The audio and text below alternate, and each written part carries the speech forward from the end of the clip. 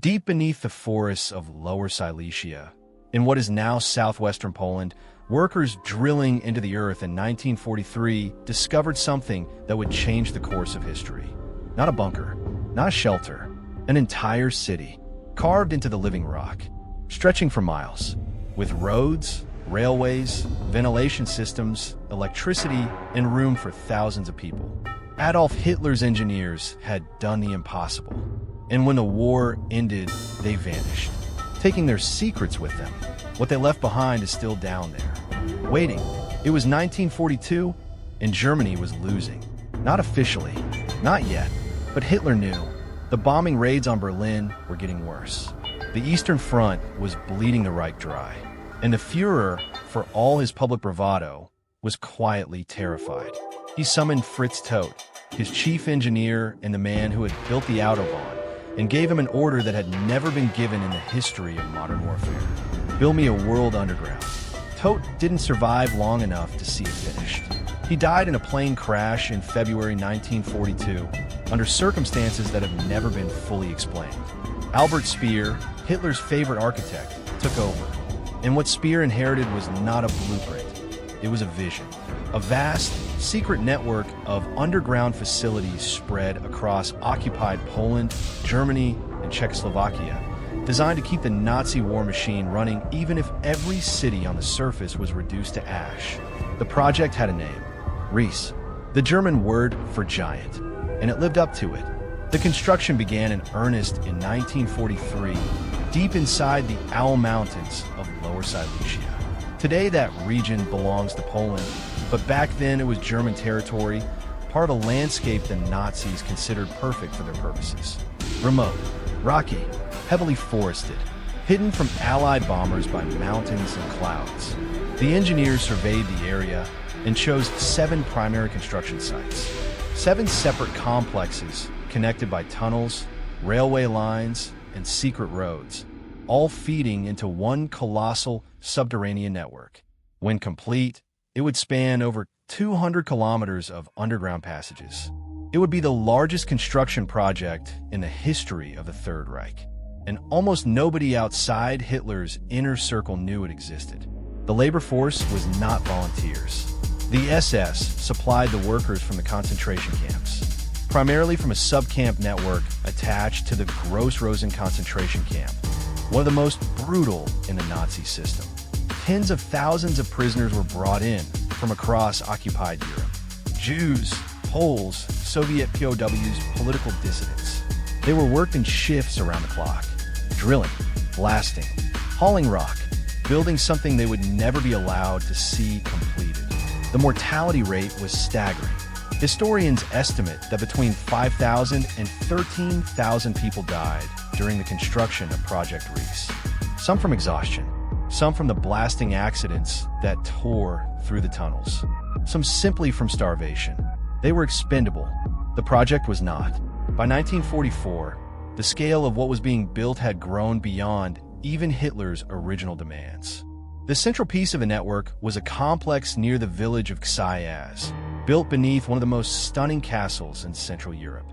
Książ Castle, a fortress with roots stretching back to the 13th century, sitting on a rocky outcrop above the Pelksnika River. The Nazis had seized it in 1941 and immediately began secretly gutting it from below. Tunnels were bored beneath the castle's foundations. An elevator shaft was cut through the bedrock. Underground chambers were blasted out, reinforced with concrete meters thick. The castle above remained standing, its Baroque towers and ornate halls giving no hint of what was happening in the darkness below. This is where it gets strange. No one knows what the tunnels beneath Książ Castle were for. That is not an exaggeration. Decades of research, declassified documents, survivor testimonies, and Polish archaeological investigations have failed to produce a single definitive answer. Some historians believe it was meant to be Hitler's personal wartime headquarters, replacing the Wolf's Lair in East Prussia. Others believe it was a command center for the SS. Some believe it was part of a last resort relocation plan for the entire German government. And then there's a theory that refuses to die, that beneath Książ and the other Riese sites, the Nazis were not just hiding people. They were hiding something else entirely. In November 1944, a train left Berlin. It was heavily guarded. Its cargo was not documented in any official record that has ever been found. It traveled east towards Silesia, and then it disappeared. Witnesses in the area recall the train entering a tunnel near the Riese construction zone and never coming out. That train became known as the Nazi Gold Train, and for 80 years, it has never been found. In 2015, two men named Andreas Richter and Piotr Koper walked into a Polish government office and made an extraordinary claim. They had used ground-penetrating radar in the forests near Wałbrzych, a town near the Owl Mountains, and detected something 70 to 100 meters underground. Something long, something metal, something shaped like a train, with what appeared to be an armored car at the rear. The Polish authorities took them seriously enough to call in experts, geologists, military historians, even the Polish army. The site was investigated. The ground was scanned again and again, and then nothing. The results were inconclusive. The train, if it was ever there, has not been excavated. The forest keeps its secret, but the tunnels themselves are real, and they are open.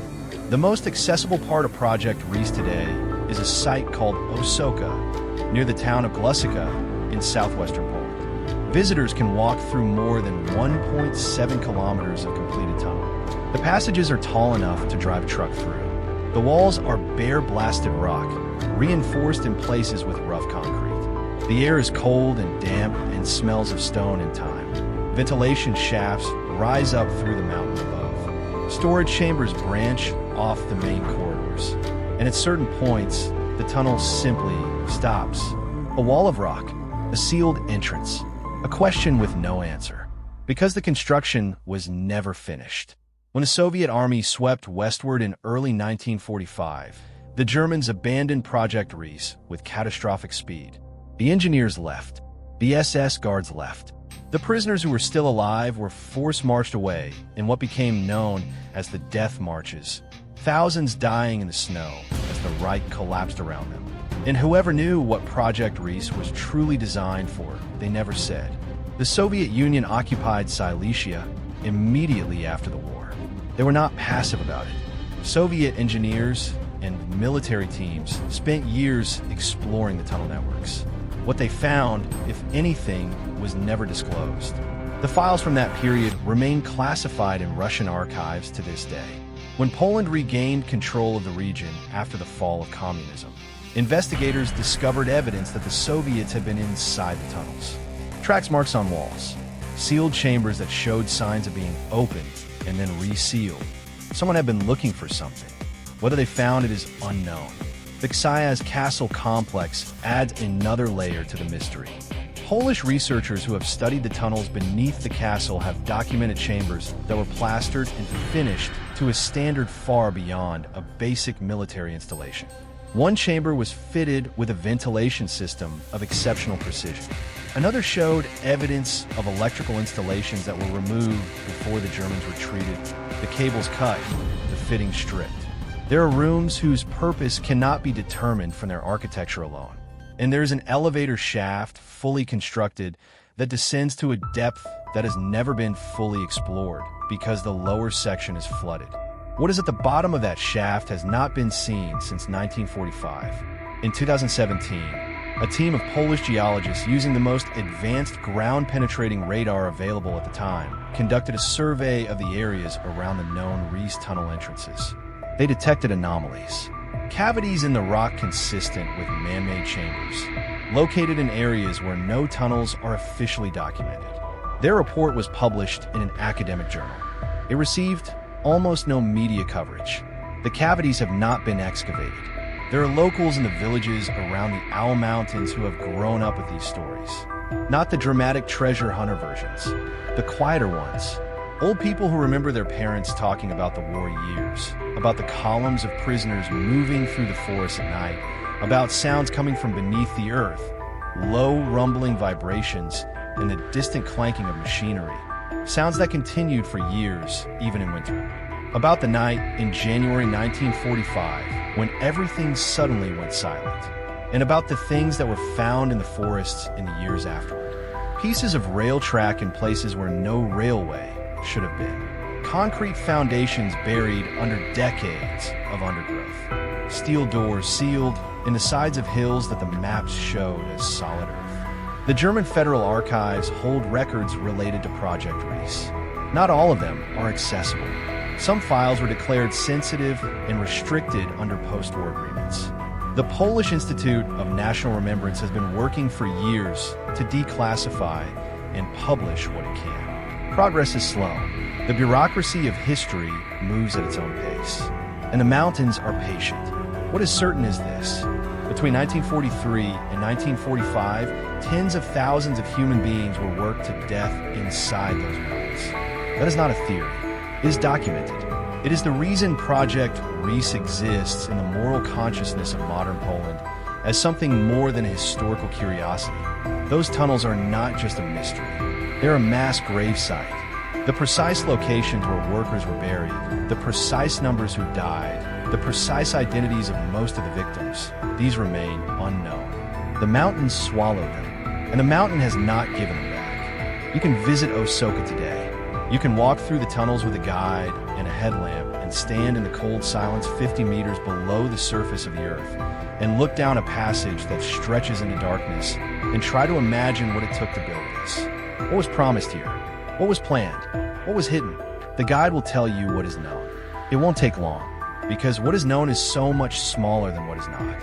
Somewhere beneath the forests of Lower Silesia, behind flooded corridors and sealed rock walls and decades of deliberate silence, the answers still exist. Files that were never burned. Chambers that were never emptied. A train that entered a tunnel and never came out. The Reich is gone. The war is over. The men who built this place are dead. But the mountain is still there. And it is still keeping its secrets.